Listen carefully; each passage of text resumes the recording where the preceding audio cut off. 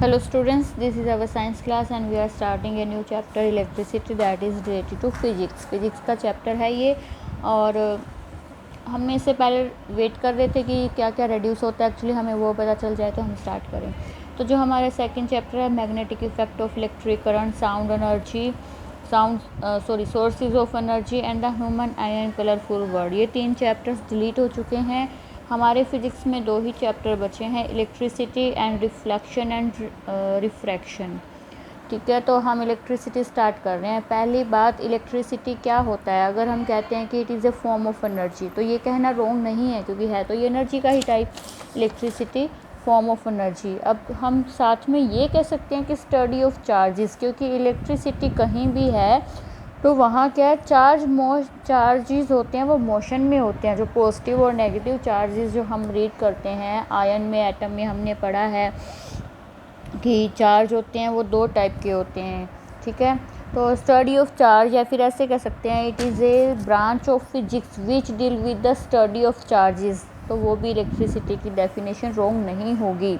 ठीक है, यहाँ पे देखिए इलेक्ट्रिसिटी में इलेक्ट्रो वर्ड आता है। इलेक्ट्रो वर्ड कहीं भी आ जाए वहाँ वो चार्ज से रिलेटेड होगा, चाहे वो इलेक्ट्रोलिसिस है तो वहाँ भी वो चार्ज से रिलेटेड होता है, चार्ज के वहाँ फंक्शन होते हैं। ठीक है, मतलब इलेक्ट्रो का मीनिंग है चार्ज। ठीक है, तो ये वर्ड जहाँ भी आ जाता है वहाँ मतलब क्या होगा कि वहाँ चार्ज से रिलेटेड कुछ ना कुछ हो रहा है। और चार्ज आपको पता है 2 टाइप के होते हैं, पॉजिटिव एंड नेगेटिव। ठीक है, आपने पढ़ा होगा कि जो अभी हमारे चारों तरफ जो भी मैटर है, जो भी मटेरियल या ऑब्जेक्ट है, वो किससे बने हुए हैं? एटम से बने हुए हैं। और एटम में क्या होता है, प्रोटॉन, न्यूट्रॉन और इलेक्ट्रॉन होते हैं, जिसमें से प्रोटॉन होते हैं वो पॉजिटिव चार्ज होते हैं और जो इलेक्ट्रॉन होते हैं वो नेगेटिवली चार्ज होते हैं। ठीक है, और जो न्यूट्रॉन्स होते हैं वो न्यूट्रल होते हैं, उन पर कोई चार्ज नहीं होता। तो जितने प्रोटॉन होते हैं उतने ही उसमें इलेक्ट्रॉन होते हैं, तो वो पॉजिटिव और नेगेटिव चार्ज एक दूसरे को बैलेंस कर देते हैं, इसलिए जो एटम है वो क्या होता है, न्यूट्रल होता है। ठीक है, लेकिन जब प्रोटॉन ज़्यादा हो जाए नंबर में, मतलब इलेक्ट्रॉन मान लो 10 है और प्रोटॉन भी 10 होने चाहिए, लेकिन जब प्रोटॉन 12 हो गए तो मतलब पॉजिटिव चार्ज उस पर ज़्यादा हो गया ना, तो उस पर क्या होगा, पॉजिटिव चार्ज आ जाएगा। अगर इलेक्ट्रॉन ज़्यादा हो जाते हैं तो उस पर क्या हो जाएगा, नेगेटिव चार्ज हो जाएगा। जैसे अगर हम एक ग्लास रोड है, कांच की एक रोड है और उसे सिल्क कपड़े के साथ रगड़ते हैं तो क्या होता है, रोड में पॉजिटिव चार्ज आ जाएगा। ठीक है, रगड़ने पे तो क्या होगा, सिल्क में उतना ही नेगेटिव चार्ज आ जाएगा। ठीक है, तो क्या होगा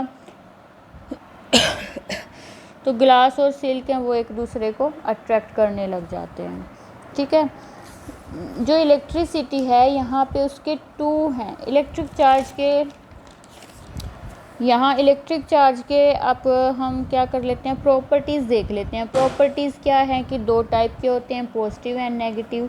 और जो अपोजिट चार्जेस होते हैं वो एक दूसरे को अट्रैक्ट करते हैं। लाइक पॉजिटिव एक दूसरे को अट्रैक्ट नहीं करेगा, पॉजिटिव और नेगेटिव एक दूसरे को अट्रैक्ट करते हैं। ठीक है, इलेक्ट्रिक चार्ज को ना ही क्रिएट किया जा सकता है, ना ही इसे डिस्ट्रॉय किया जा सकता है। ठीक है, तो इलेक्ट्रिक चार्ज है वो कंजर्व्ड होता है नेचर में। इलेक्ट्रिक चार्ज होते हैं, चलो यहाँ से, ठीक है, स्केलर क्वांटिटी होते हैं। ठीक है, तो अब देखिए यहाँ जहाँ इलेक्ट्रिसिटी 2 टाइप्स की है, इलेक्ट्रिसिटी की टाइप्स देखिए यहाँ, स्टैटिक इलेक्ट्रिसिटी और करंट इलेक्ट्रिसिटी। ठीक है, हमें 10 चैप्टर में मतलब क्लास 10 में करंट इलेक्ट्रिसिटी के बारे में पढ़ना है, लेकिन स्टैटिक इलेक्ट्रिसिटी के बारे में भी हमें पता होना चाहिए। इनमें डिफरेंस तो एटलीस्ट हमें पता होना चाहिए ना। तो यहाँ देखिए, स्टैटिक का मीनिंग होता है रेस्ट। स्टैटिक का मीनिंग क्या है, रेस्ट। और इलेक्ट्रिसिटी होते हैं चार्ज।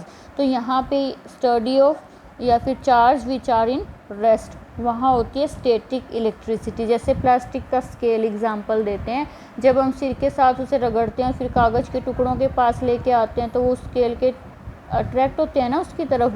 ये तो हम छोटे बच्चे थे तब से करते आ रहे हैं। क्यों? क्योंकि वहाँ इलेक्ट्रोस्टैटिक फोर्स हो गया। मतलब जब हमने सिर के साथ वो स्केल को रगड़ा तो हमारे हेयर से कुछ चार्ज इसमें चला गया। ठीक है, और वो चार्ज उसको कागज़ को अट्रैक्ट कर रहा है अपनी तरफ। देखिए जो स्टैटिक इलेक्ट्रिसिटी में हम इंसुलेटर के बारे में पढ़ते हैं, ऐसा नहीं है कि यहाँ कंडक्टर नहीं होते, कंडक्टर भी होते हैं, लेकिन आपको पता है कंडक्टर क्या करते हैं कि वो फ्लो करते हैं, चार्जेस का फ्लो करते हैं, उसमें से इलेक्ट्रिसिटी पास हो सकती है। इसका मीनिंग क्या है कि उनमें से चार्ज फ्लो करते हैं। और जो इंसुलेटर हैं वो इलेक्ट्रिसिटी को पास नहीं होने देते। इसका मीनिंग क्या है कि अगर स्केल है, वो इंसुलेटर है ना, स्केल इंसुलेटर, उससे करंट नहीं लगता। जब उसको रब किया जाता है तो वो वहाँ चार्जेस को इकट्ठा कर लेता है, वो फ्लो नहीं करता चार्जेस को। तो यहाँ पे स्टैटिक इलेक्ट्रिसिटी ज़्यादा इंसुलेटर्स के बारे में ही पढ़ी जाती है। ठीक है, नेक्स्ट क्या है, करंट इलेक्ट्रिसिटी। करंट का मीनिंग है मोशन और इलेक्ट्रिसिटी का चार्जेस, और इस चैप्टर में हमें इसी के बारे में ज़्यादा पढ़ना है, करंट इलेक्ट्रिसिटी के बारे में। जहाँ क्या होता है कि जो लाइक यहाँ सेल जुड़े हैं, यहाँ कोई बल्ब ग्लो है, ठीक है, तो यहाँ चार्ज मोशन में होते हैं, तब ये फ्लो, मतलब बल्ब अगर कनेक्टेड है तो वो ग्लो करता है। ठीक है, अगर यही तार हम प्लास्टिक की लगा दे तो वो ग्लो करेगा? नहीं करेगा। क्यों? क्योंकि प्लास्टिक तो चार्जेस को फ्लो नहीं होने देता। यहाँ डिफरेंस देख लेते हैं हम कंडक्टर और इंसुलेटर में। कंडक्टर्स क्या होते हैं? That material that allow charges to flow through them.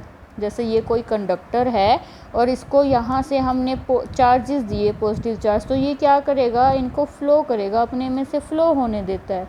ठीक है, और लेकिन इंसुलेटर इसके अपोजिट है। अगर इनको कोई चार्ज दिया जाता है, लाइक इसको यहाँ पे चार्ज दिया, तो ये क्या करेगा? यहीं पे उस चार्ज को इकट्ठा करके रखेगा, खुद में से फ्लो नहीं होने देता। ठीक है, ये इसको अकोमोलेट कर लेता है। एग्जाम्पल इसके मेटल्स हैं, अलॉयज़ हैं, या इलेक्ट्रोलिटिक सॉल्यूशन है। और यहाँ पे एग्जाम्पल क्या होंगे? नॉन मेटल्स होंगे, ग्लास, रबर, प्लास्टिक, ये सब इसके एग्जाम्पल होंगे। ठीक है, आगे नेक्स्ट वीडियो में पढ़ेंगे हम।